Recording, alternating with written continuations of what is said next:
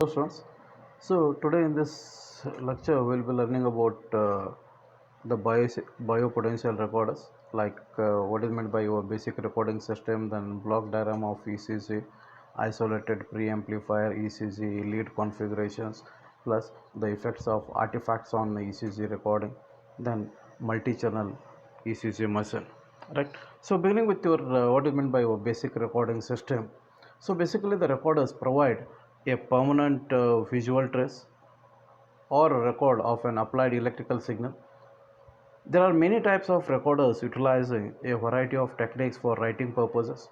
The most elementary electronic recording system is shown in the figure below, right? So basically, okay, as shown in the figure, so basic recording system, it consists of three important components. First, the electrode or the transducer. So the electrode picks up the bioelectric potentials, whereas the transducer, it converts the physiological signal to be measured into an usable electrical output, right? So next we have the signal conditioner converts the output of the electrode or transducer into an electrical quantity suitable for operating the writing system. Okay, and the last part, that is the writing system, it provides a visible graphic representation of the quantity which is under measurement. In medical recorders, the signal conditioners usually consist of preamplifier and the main amplifier. Both these types of amplifiers must satisfy the specific operating requirements such as input impedance gain and frequency response characteristics for a faithful reproduction of the input signal. So, to make the signal from any transducer compatible with the input signal required for the driver amplifier of the display or recording system, it is usual to arrange or to normalize the electrical signals produced by each transducer, and this is done with the help of signal conditioner, which will adjust its output to a common signal level, okay, say about 1 volt or so. The necessary adjustments of gain and frequency response are provided by the signal conditioners. So by this means it is possible to interchange the signal conditioners to record any of the physical or bioelectric events on the same writing channel. The writing systems, which are available in many forms, constitute the main portion of your recording instrument, and the commonly used writing systems are galvanometer type pen recorders and inkjet recorders. Okay, so coming to the next bit, that is your electrocardiograph.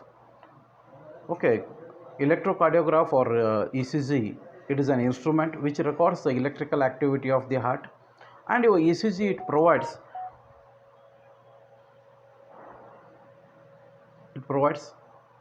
valuable information about a wide range of cardiac disorders, such as the presence of an inactive part or an enlargement of the heart muscles.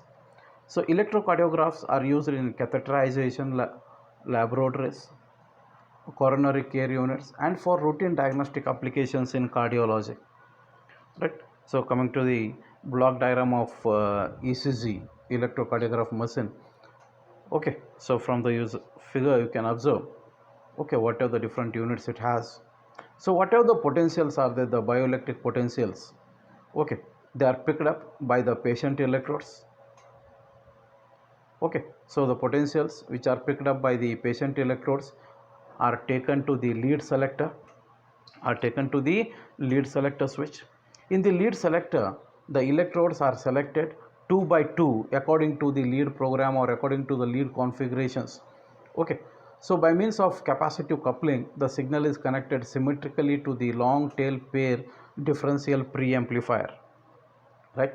So the preamplifier is usually 3 or 4 stage differential amplifier having a sufficiently large negative feedback from the end stage to the first stage, which gives a stabilizing effect.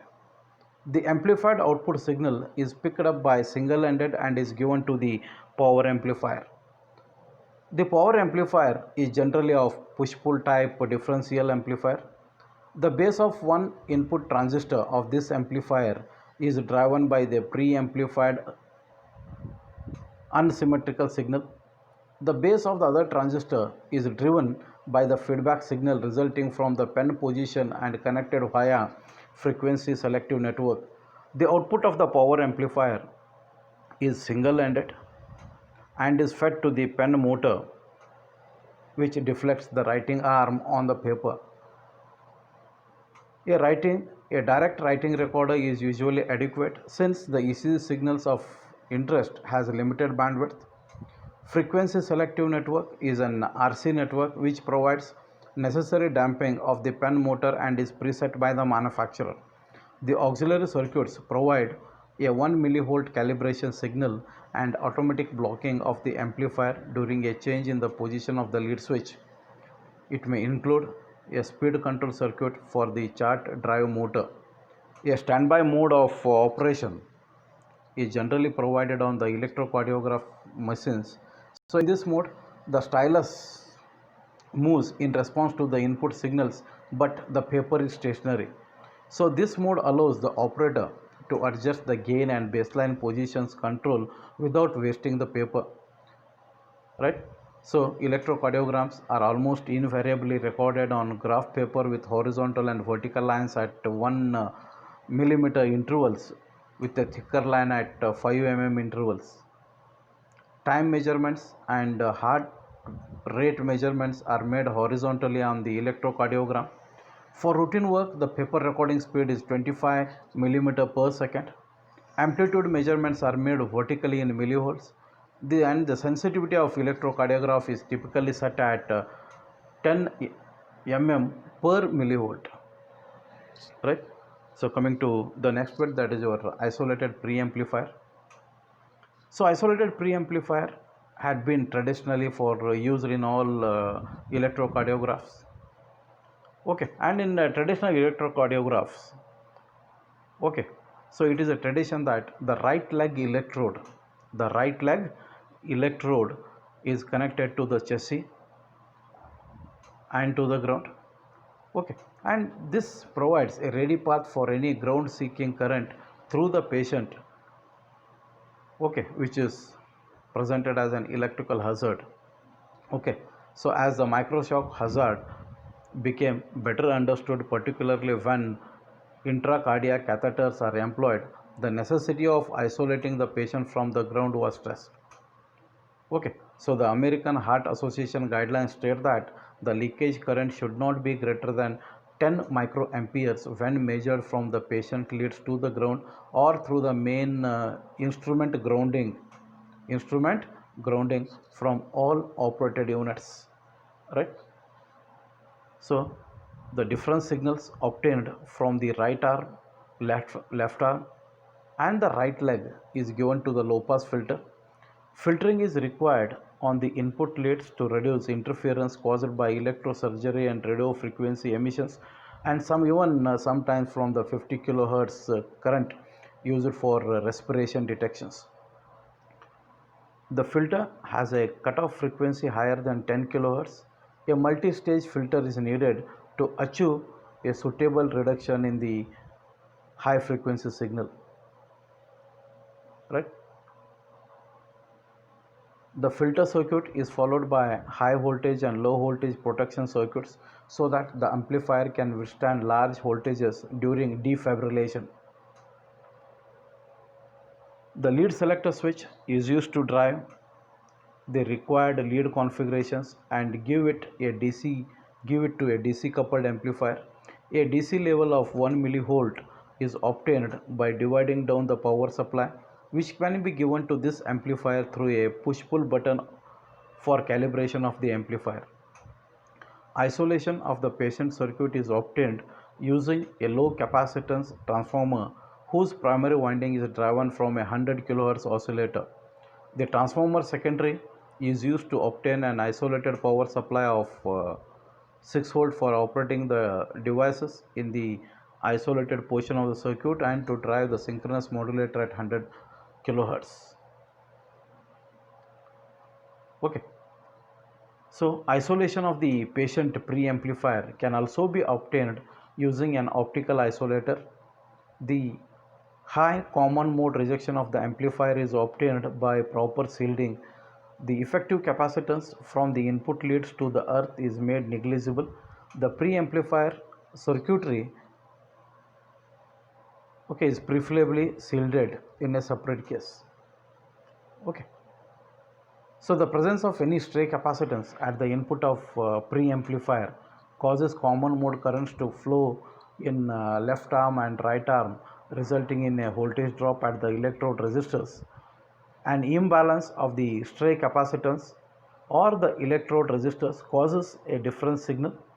So this difference signal can almost be eliminated in that common mode currents of stray capacitances. And in modern ECG machines with their completely shielded patient cable and lead wires and their high mode rejection are sufficiently resistant to the mains interference. So however, there could be locations where such interference cannot be eliminated by reapplying the electrodes or moving the cable, instrument or patient. So to overcome this problem, some ECG machines have an additional filter to sharply attenuate a narrow band centered at 50 Hz. So the attenuation provided could be up to 40 dB. In this way, the trace is cleaned up by the substantial reduction of the line frequency interference. Right. So next we'll move to your the ECG LEDs.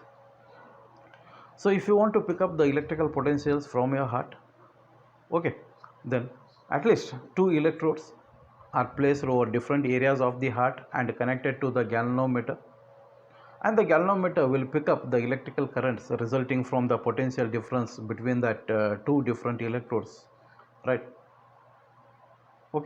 So for example, if you say if one electrode, if under one electrode a wave of 1 millivolt and under the second electrode a wave of 0.2 millivolt occur at the same time, then the two electrodes will record the difference between them, that is a wave of 0.8 millivolt.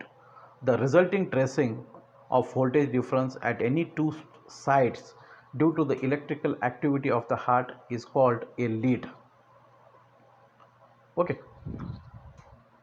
So there are two systems. In case of ECG, there are two lead systems. One is your limb lead systems and the second one is the chest lead systems. So again, in case of your limb lead systems, again we have two different types of lead systems. That is bipolar limb lead system and the unipolar limb lead system.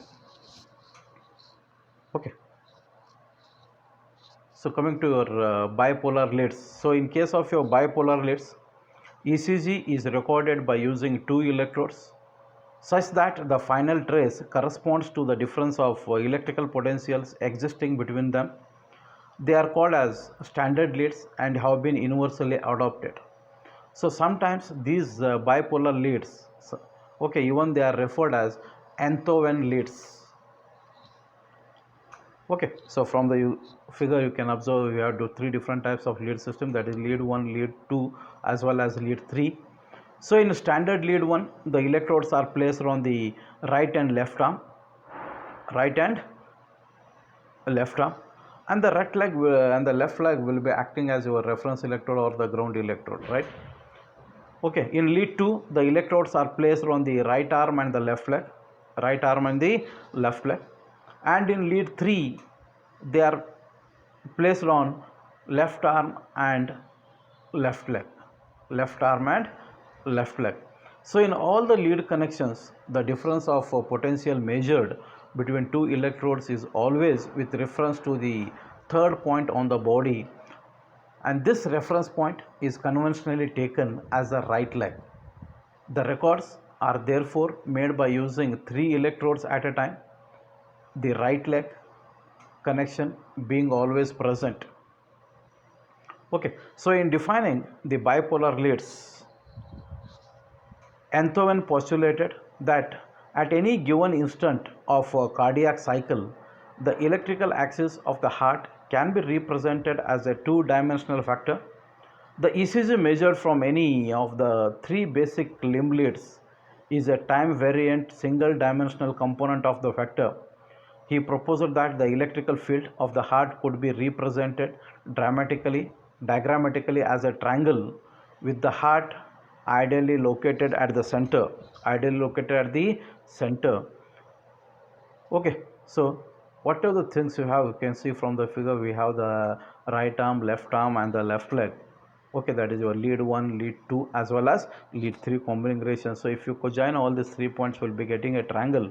Okay, at the center we have the ideal look, the heart which is located at the center. So this triangle, commonly it is called as an Enthoven triangle. Okay, so the sides of your triangle represents the lines along which the 3 projections of the ECG factor are measured. Okay, it was shown that the instantaneous voltage measured from any one of the 3 limb lead positions is approximately equal to the algebraic sum of the other 2, or that the factor sum of the projections on all the 3 lines is equal to 0. Okay, in all the bipolar lead positions, QRS, okay, what are the waveform with the ECG or the waveform you have the heart, that is QRS of a normal heart is such that the R wave is positive and is greater in lead 2.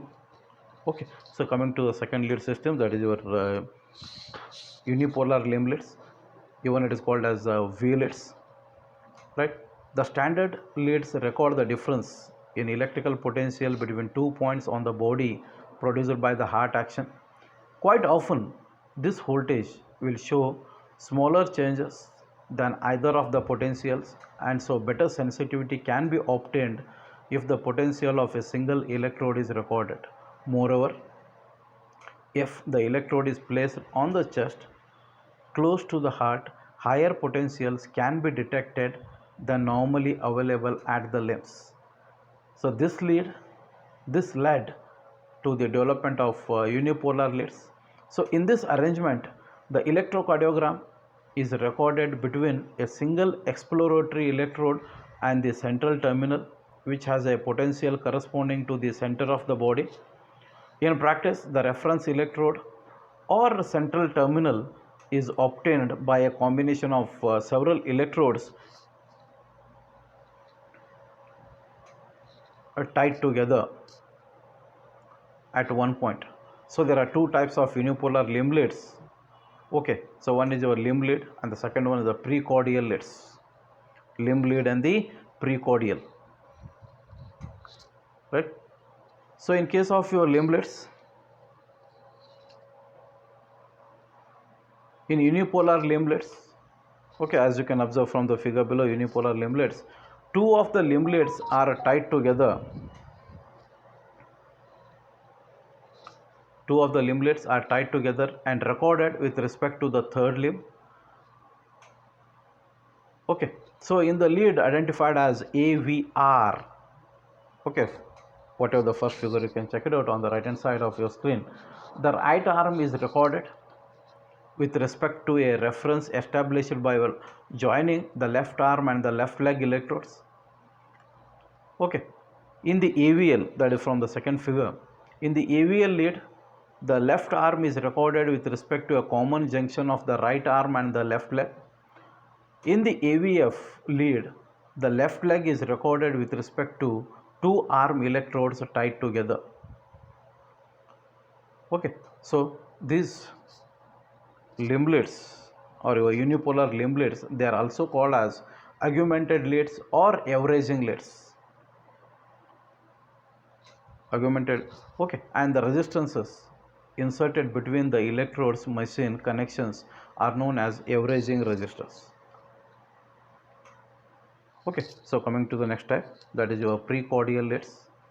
Okay, it is the second type of unipolar lead, that is your precordial lead system.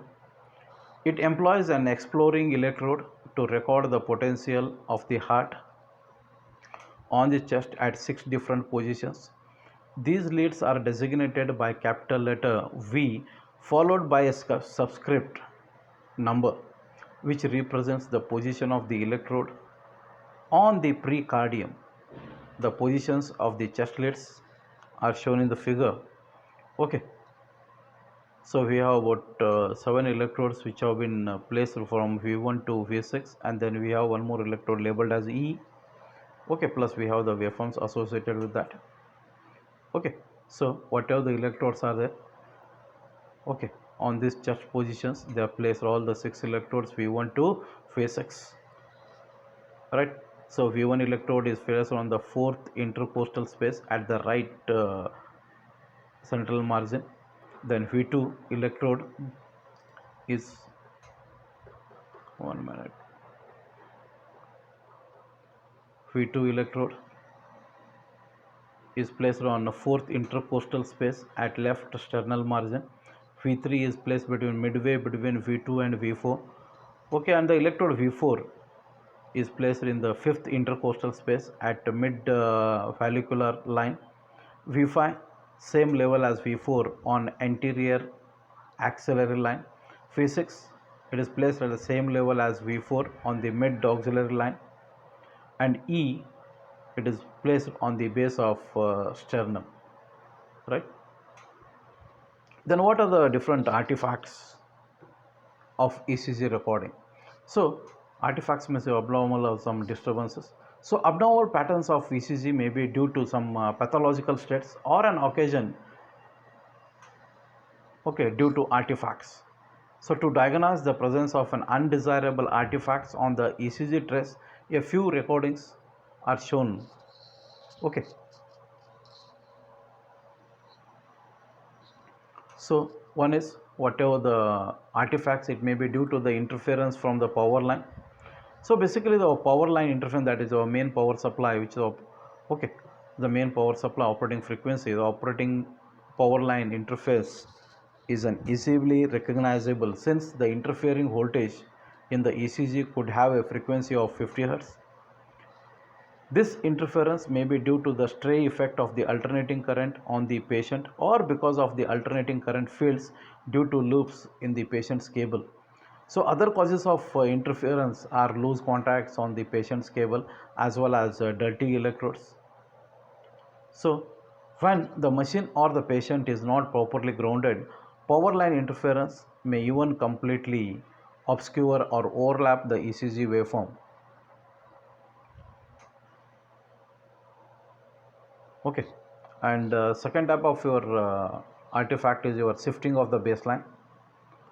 Okay, a wandering baseline, okay, but otherwise the normal ECG trace is usually due to the movement of the patient or electrodes.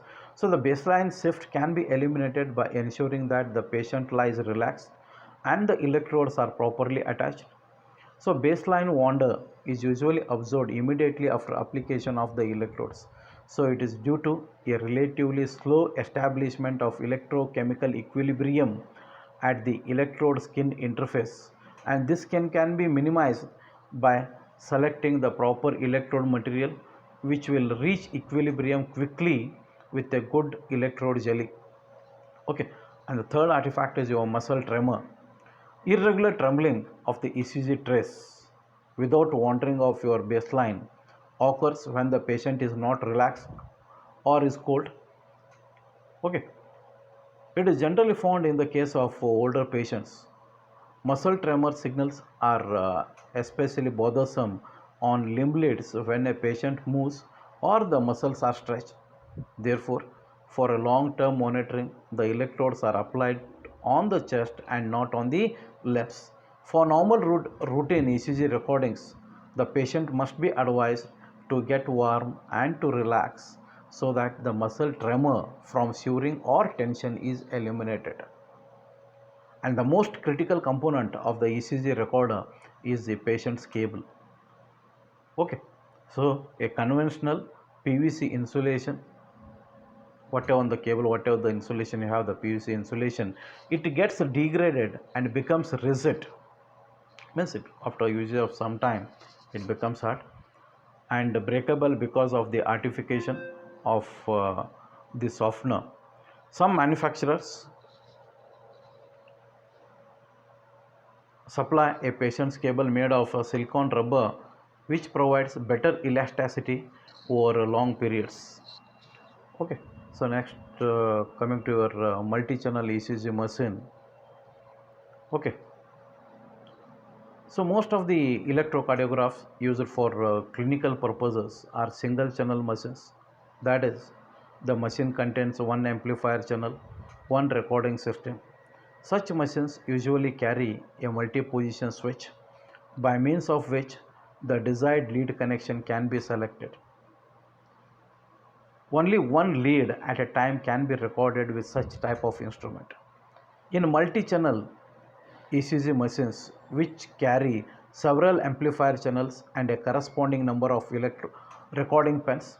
So multi-channel ECG machines facilitates recording of several ECG leads simultaneously and thus considerably reduces the time required to complete a set of recordings.